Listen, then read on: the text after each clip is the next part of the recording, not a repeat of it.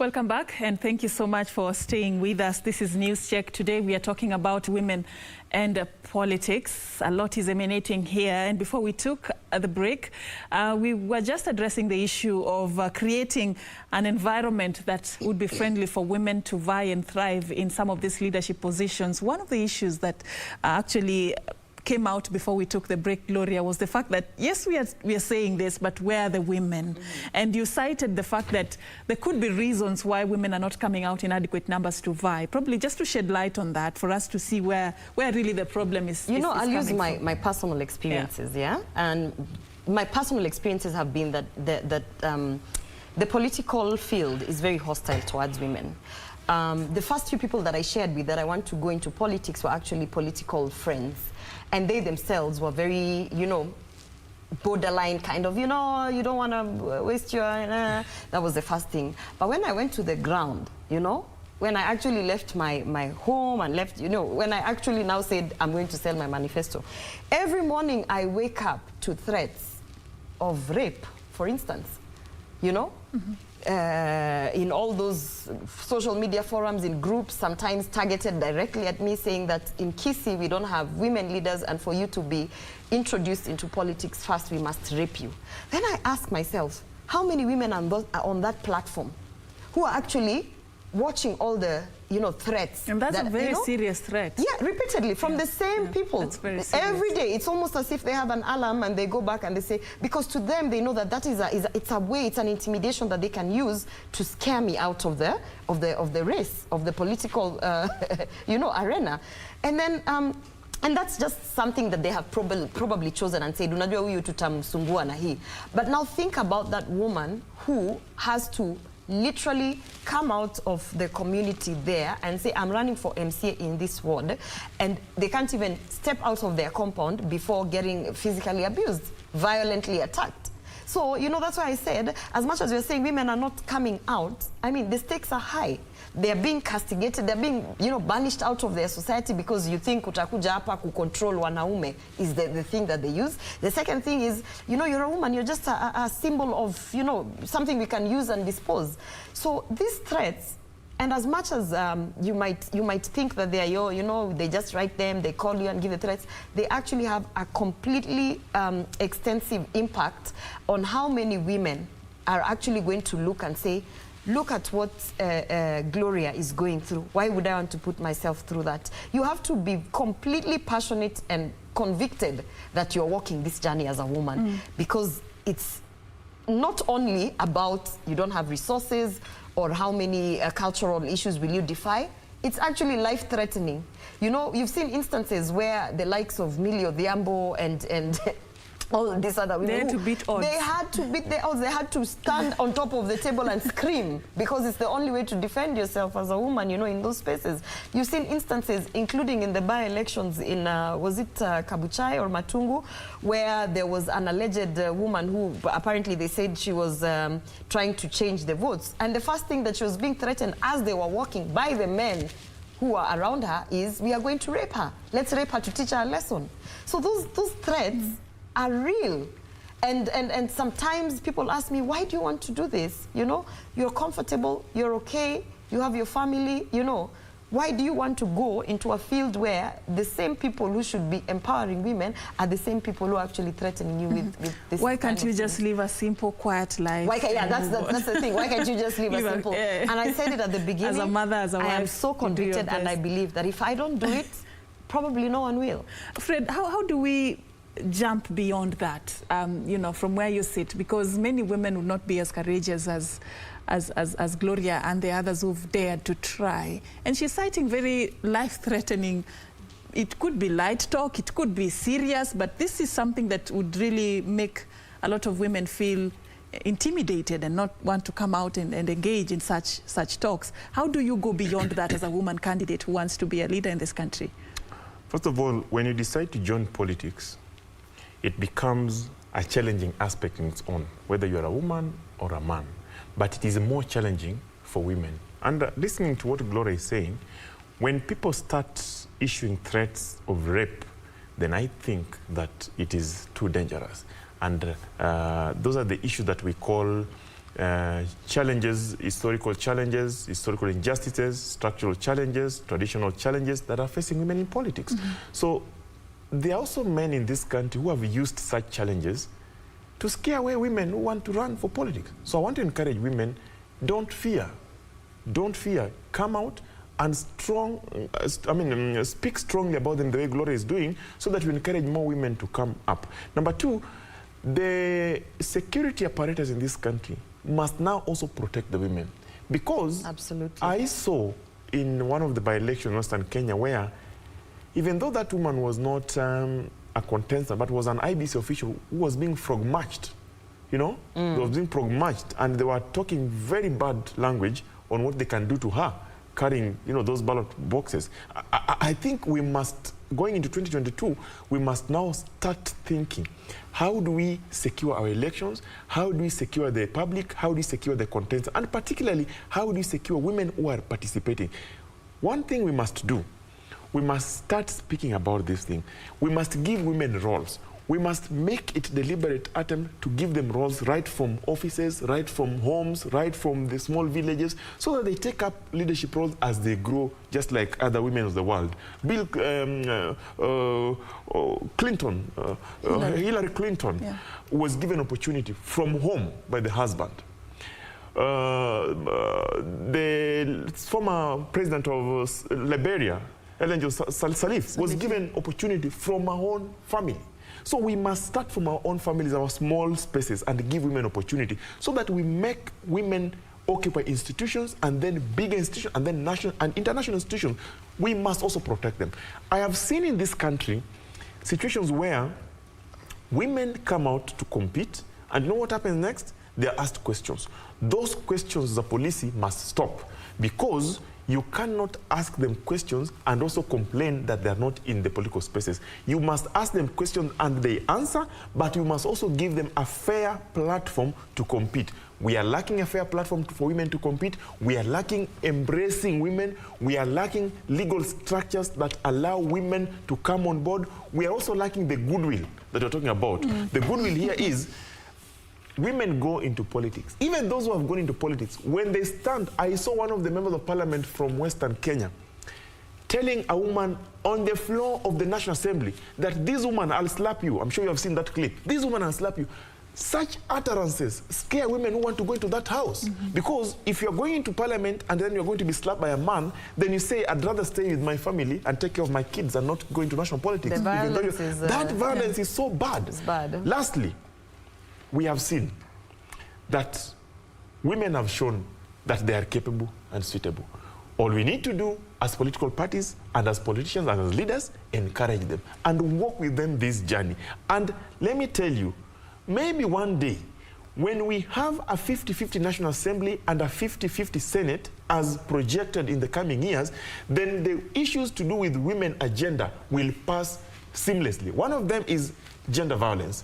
We have so many women that are suffering in this country because of gender violence. But the legislation of the National Assembly, some of them don't see light of day in amendments or in proposals, because there are fewer women that can push that agenda. In legislation, it's about numbers. You mobilize and pass.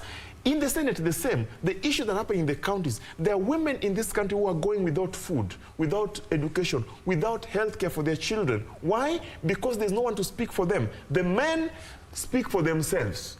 But even those who are supposed to speak for them selectively when an issue occurs. We want now to see women in both houses, in the county assembly, so that they start speaking for women. Issues to do with rape, that allegation that my good friend here, Gloria, is talking about. When Gloria gets in parliament, then now she needs to look at amendments into those clauses, so that we even jail for life people who are raping women and they're scaring women from getting a position of leadership. We are saying, let's start by doing simple things. Give women opportunity in the house, in the institutions of work, in the national platform, in the international platform. I was very glad when I saw one of the, today the Director General of the WTO, World Trade Organization, a lady who is from Nigeria. If you look at her CV, she was given opportunity right from school. But here, when we go to school, a teacher says, where is the young man? Come and climb and fix for us this.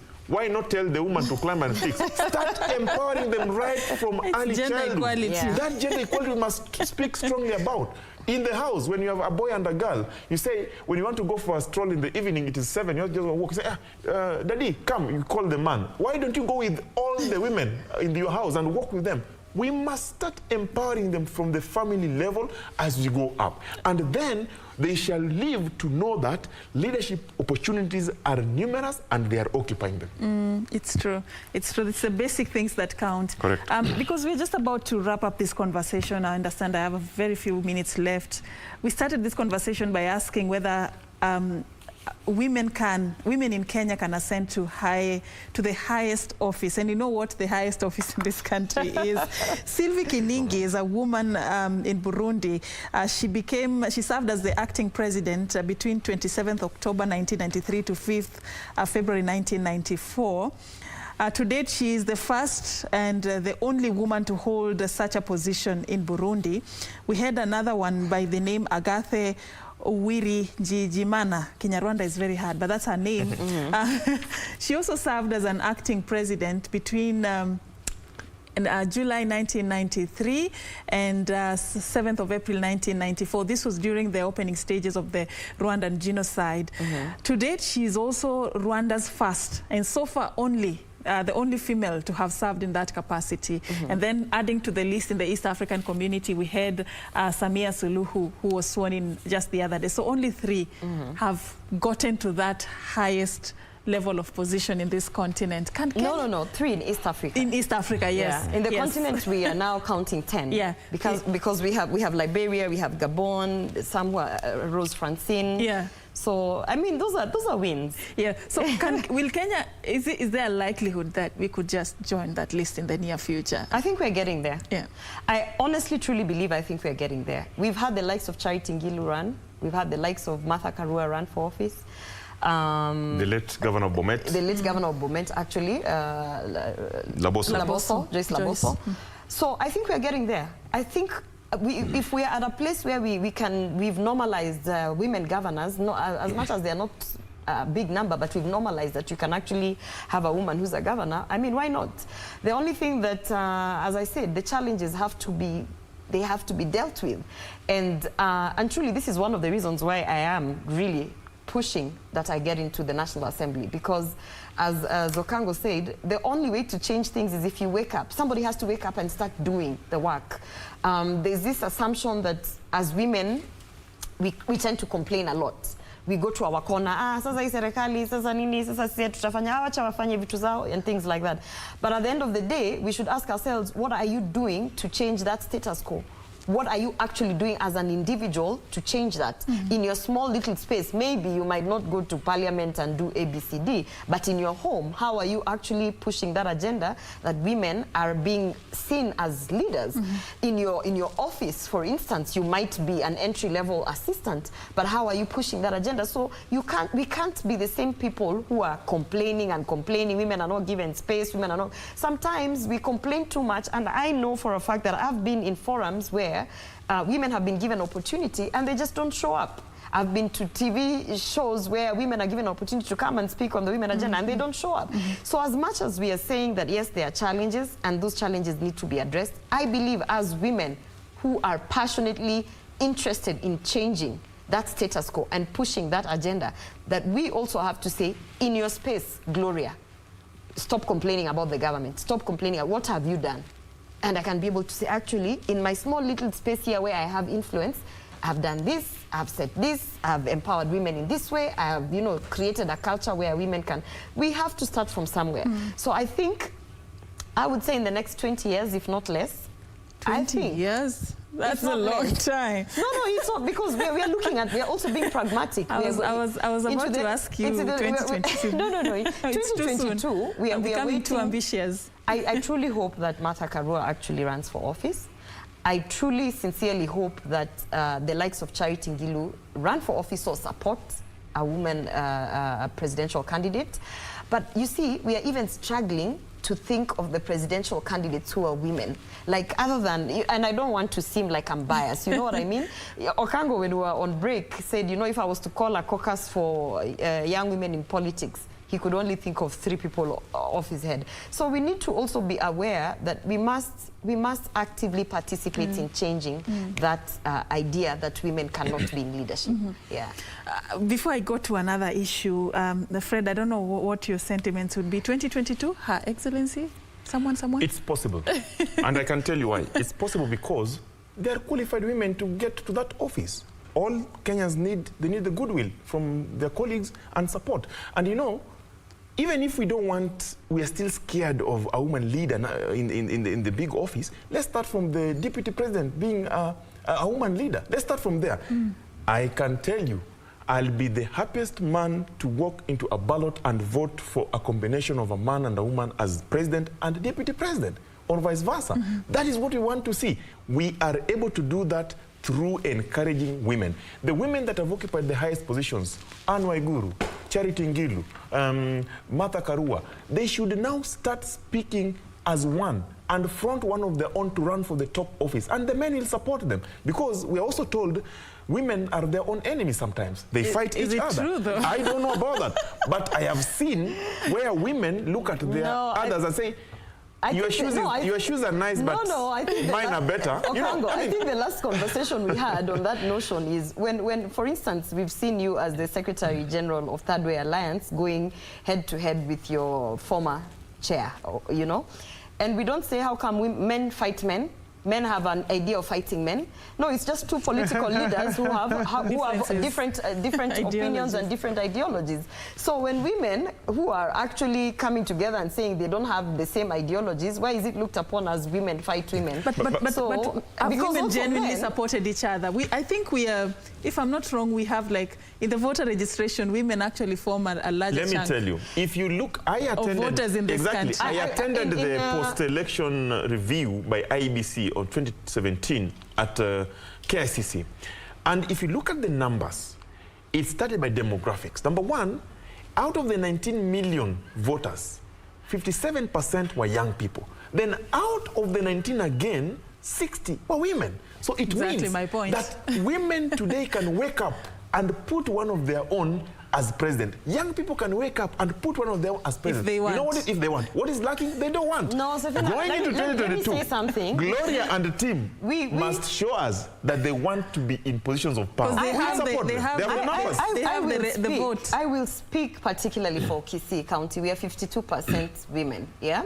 And women support women. I mean, we are the same women who pushed to have a woman candidate in Bonchari. We are the same women who are actually still supporting our fellow youth women in whatever activities they're doing. So I think let's not look at it like women don't support women. Sometimes we differ politically in ideologies, just like men differ with their fellow men.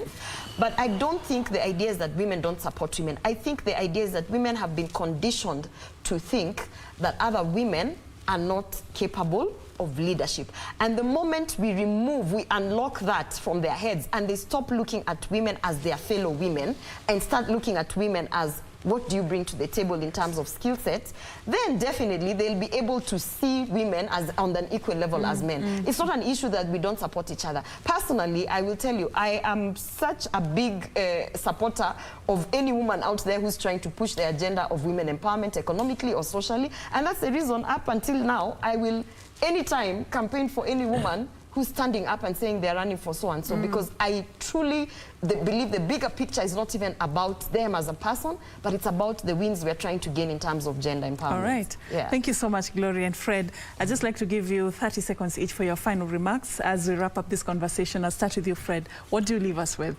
After all is said and done, can women thrive in this country? The people of Kenya must realize that women are suitable, capable, and competent. And they must be appointed or elected on the basis of their personal integrity, not on the basis of where they come from, not on the basis of their gender, not on the basis of who they relate with, but on their personal integrity. And that must start from our political parties, from our families, from our homes, from our workstations, from our institutions, so that we encourage women. And going forward, I am convinced that the progress we have made, we have seen number of governors, female governors elected, we have seen a few women members of parliament elected. We want to see, and with the amendments that we are now pushing forward, we want to see a better way of involving women, not only by pushing them and giving them seats, but also by providing an environment that allows them to participate fairly in an elective process. That shall be done. And we want to say that in 2022, we might just be lucky as a country and have a female president or a female deputy president. It is coming, it shall be done. I'm looking forward to that day though. Gloria, what's your final word? I think my final parting shot would be that I want to encourage women on all spheres out here. I want to encourage them to come out. We have 15 months to elections. The journey is not easy. It's definitely very challenging, very difficult with a lot of obstacles. But the first step is to actually come out and declare that you want to run for office. And I think that it's high time, and I want to particularly appreciate the women from my constituency, Bobasi constituency in Kisii. I appreciate the fact that they've held my hand, they've actually come out in big numbers, and they're saying, you know what, this time round, we are actually going to elect a woman. And now that you've come out, you've shown us what you're going to do. I want to appreciate the women of Bobasi constituency. And I think going forward, do not be scared. There are a lot of threats, there are a lot of things, but you know, if you're passionate about this thing, and if you're passionate about, convicted to change something in this country, you know what? No retreat, no surrender. Paka 2022. What a way to end it. Paka kwa debe. Paka kwa debe. That's such a nice way of ending it. Thank you so much for creating time this particular morning. Gloria Orwoba, she's a youth policy analyst, and of course Fred Okango, the Secretary General, Third Way Alliance. Thank you so much, ladies and gentlemen, for creating time. All right, we've come to the end of the program, and we just want to hand you over to Tanzania. I told you you've been following up very closely on the burial arrangements of the fallen president, Dr. John Pombe Magufuli. Today, his body was ferried to Mwanza for the residents to have a chance to pay their last respect. I understand that right now, as you speak, the body has already been transferred to Chato. This is where his home is, and is going to be laid to rest tomorrow, on Friday, actually. In that particular place. And of course, a lot has been said about this particular man who has served the country as the 5th president from 2015 when he was elected to 2021 when he died. He has served 2 terms. And of course, before that, he served in various capacities in the country as the Minister of Works, Transport and Communications. This was from 2000 to 2005 and 2010 to 2015. And also as the chairman of the Southern African Development Community from 2019 to 2020. And I can go on and on about Dr. John Pombe Magufuli, who many celebrate as somebody who was very stiff and very assertive in what he meant business, and he could call you out if you were serving with him in government. He could call you out in case you were not doing your job and actually call for action immediately, and his problems were solved on the spot. Many have really celebrated him for a man who was spiritual, and he loved people. He was a people's person, and I can go on and on about him and what leaders have said about him. We just want to hand you over to Tanzania to just follow up on what is going on. And of course, we have a lot that has been said in terms of the tributes that come with him. And we just leave you with that as you continue to follow very closely what is being done in Tanzania ahead of his burial on Friday, the 26th of 2021. My name is Serfine Achieng Oma, and our sign language interpreter has been Lensa Odingo. Thank you so much for creating time for us. I'll see you another time. I'll be coming back for the lunchtime news, so stay for that and continue enjoying the rest of your viewing.